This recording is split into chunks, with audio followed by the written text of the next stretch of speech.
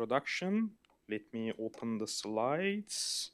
In this talk, I would not specifically talk on a region like Himalayas, but I will give a few examples from South America to explain some processes.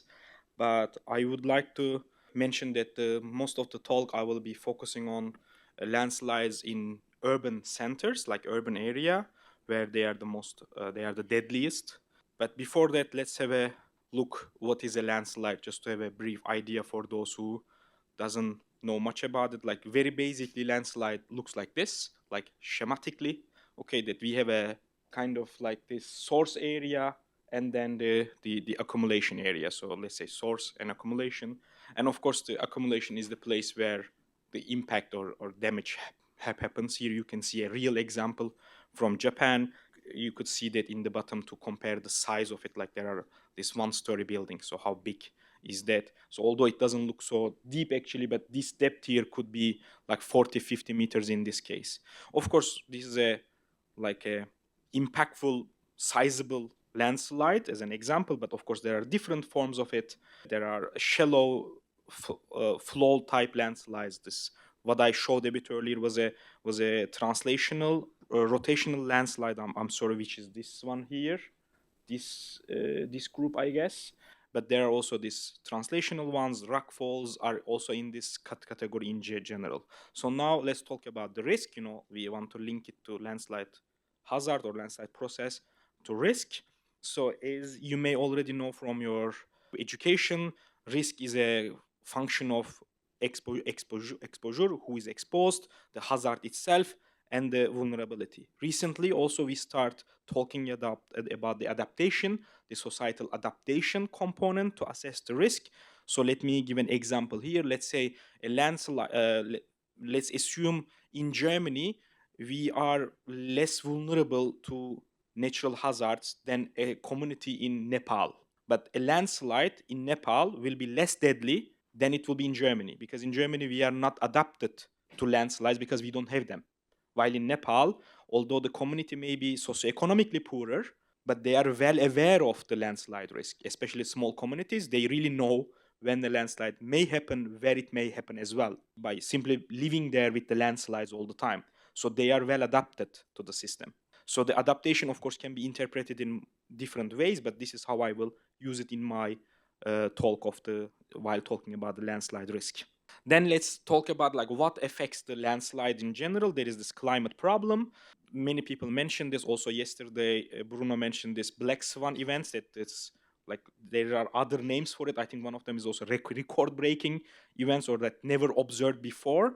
So there is a paper from PIC, Potsdam Institute for Climate Impact Research, showing here that like a stationary climate, assuming that climate doesn't change, is always the same, statistically speaking, and the observations. So you could see this black line is the observations actually, and then this background noise is the black one is like the expectation, the real tiny black one is the observations. So you could see even our extreme expectations are way under the real observations in this particular case, but this is a rainfall event, only for rainfall. So rainfall is one of the main triggers of the landslides. The other one is the earthquake. And this figure I like to show a lot because most of my research on landslide topic is in Japan. And you can see here the Japan is really not vulnerable to any hazard. And then if you look at the global landslide fatality database, you will see a lot of landslides in UK, for example, which is a hot spot obviously for landslides when you look at the data. But again, you could see it is not a vulnerable country. And whereas the most vulnerable areas are this Africa, and you could see Indian subcontinent and South America, there the number of landslide data will be way, way less. But this is like climate vulnerability in general, where the climate impact will be the worst. Of course, I interpret this from the landslide point of view.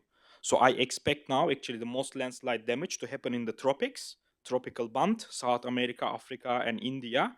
But you could see the majority of the vulnerable population is this area. But most of the research done, we just recently published a paper on that, is in Japan, Taiwan, Italy, UK, US, where actually not that many landslide fatalities are. So anyway, let's continue. So this was just a hint. Another problem is the urbanization, which is actually the topic that I study mostly.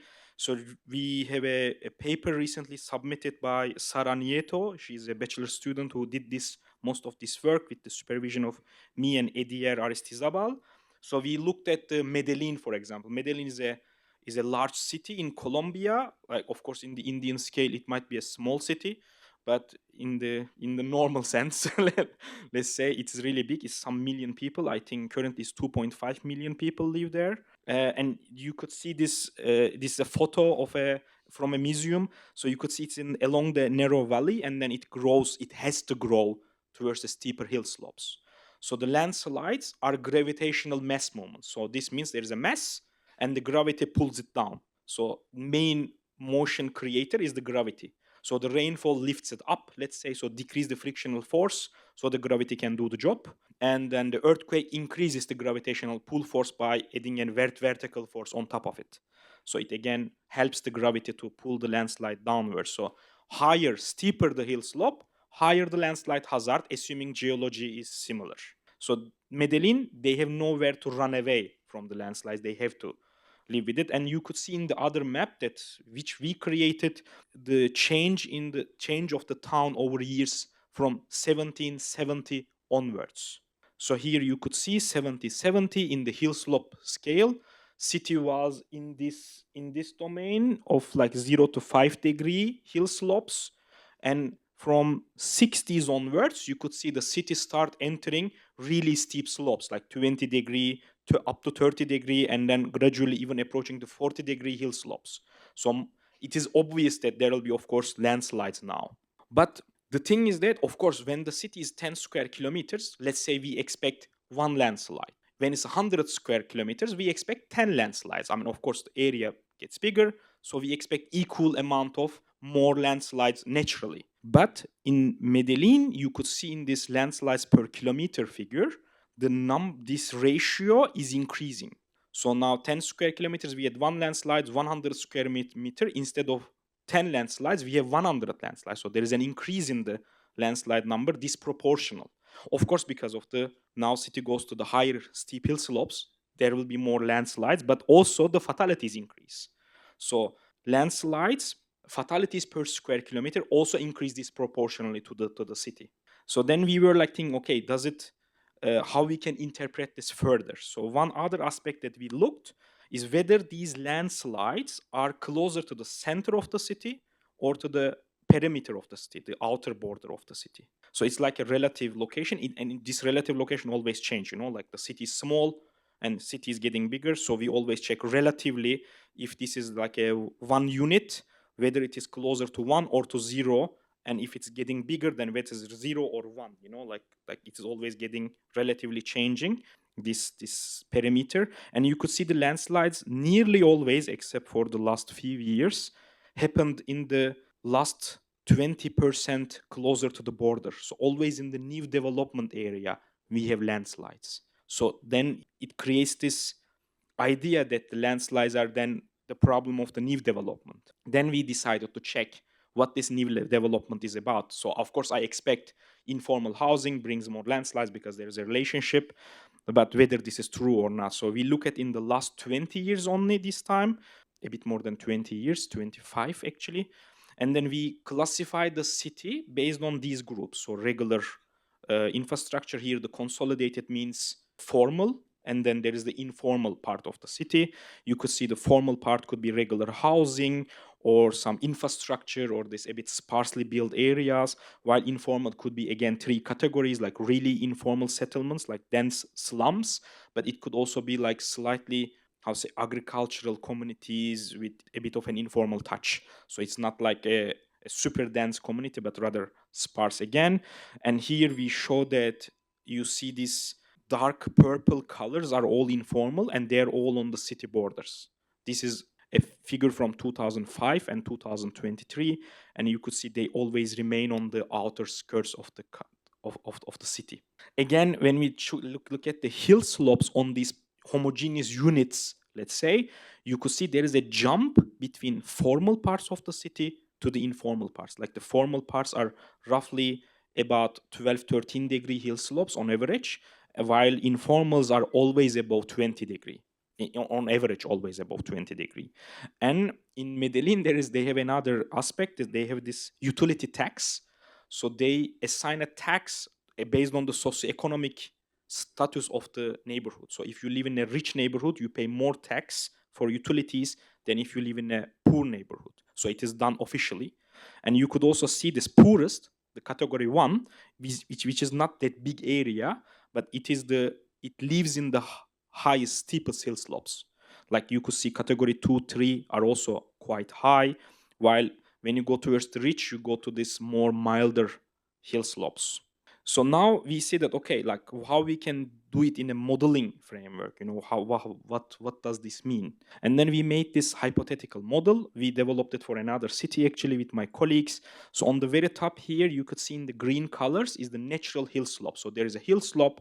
We just check what is the landslide hazard in this hill slope. So when there is a factor of safety 1, you could see the red line in that plot. When the simulation is above that red line, which means that the slope is stable. When it's under it, we assume there is a landslide. I mean, we expect a landslide in that particular area. So we start observing landslides from 26 degree onwards. Then we urbanize this area. So this means we introduce informally urbanize. So we cut hill slopes, remove the vegetation, which is the second red colors. You could see we start observing landslides on 18 degree hill slopes, which is actually 5 times more landslides than on a natural hill slope case. On top of it, we consider the climate change. So this means for our model, more rainfall and let's say more water in the system and concentrated.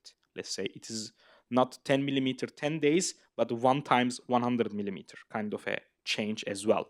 And you could see we start observing hills deformation, slope deformation in 15 degree hill slopes, 50% more landslides in general. So this is the modeling aspect that I showed a bit earlier from the Medellin, why we see more landslides there.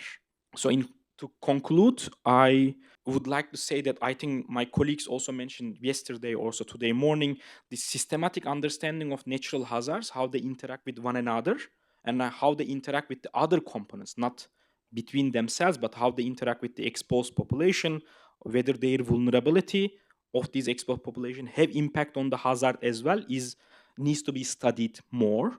And integrated risk models that I explained a bit earlier, like one component can alter the other component, like the exposure can change hazard, I think could be a solution, especially for landslide research. And another aspect for you, especially important because you will be working maybe in the practice in the future, that when you are building or changing an area, land use, let's say structure of an area, one should always consider whether this will change the inherent hazard level. That area may be, let's say, a safe zone, but the building you put there, or when you build a road there, you actually change this inherent stability. So this needs to be counted, what the stability will be in the future after the construction or the intended change, like after opening a farm. So thank you very much.